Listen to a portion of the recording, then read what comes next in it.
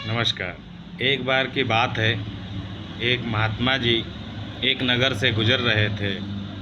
तभी उन्हें रास्ते में एक सोने का सिक्का पड़ा हुआ मिला। महात्मा जी तो विरक्त थे। उन्हें विरक्त थे, जो विरक्त हो महात्मा होते हैं, उन्हें किसी भी धन का लोभ नहीं होता, बहुत ही संतोषी स्वभाव के होते हैं। उन्होंने सोचा कि ये सिक्का जो है हम किसी दरिद्र को दे देंगे, जिससे उसकी दरिद्रता में कुछ राहत मिलेगी उसको। तो उन्होंने ऐसा निश्चय करके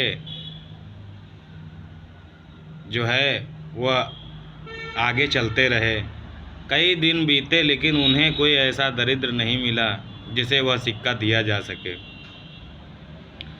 कुछ दूर आगे चले तो उन्हें एक राजा, जो कि दूसरे राज्य पर चढ़ाई करने के लिए जा रहा था, वह दिखाई दिया।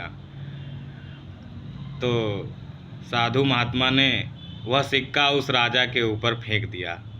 राजा जो थे वह बहुत ही नाराज़गी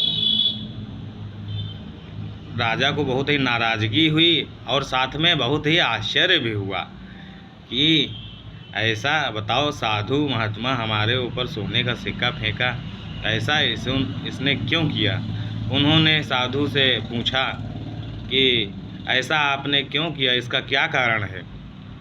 साधु ने कहा कि हमने ऐसा निश्चय किया था कि जब भी कोई हमें दरिद्र मिलेगा, मैं उसे यह सिक्का दे दूंगा।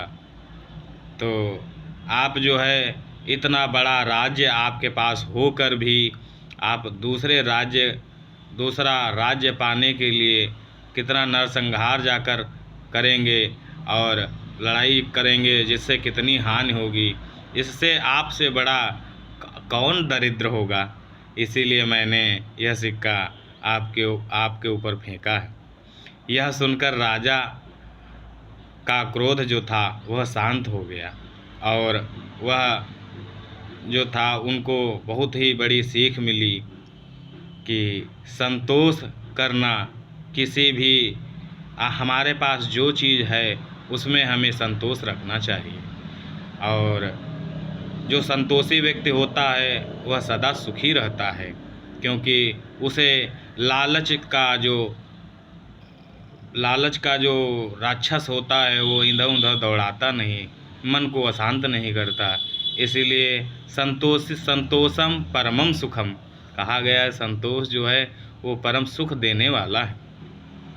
तो सदा संतोष करिए, और जो आपके पास है उसमें ही अच्छाई और शांति को खोजिए, क्योंकि ये दुनिया में लोभ की कमी नहीं है। आपके पास जितना आता जाएगा आप उतना ही लोभी होते चले जाएंगे। इसीलिए जिसके पास 10,000 है वो 10 लाख की कामना करता है, जो 10 लाख जिसके पास है वो 10 करोड़ की कामना करता है। कामनाएं, वासनाएं, लालच कभी भी कम नहीं होता, निरंतर बढ़ता रहता है। इसलिए संतोषम परमम सुखम, सदा संतोष करिए। इस कहानी का यही सार था। धन्यवाद।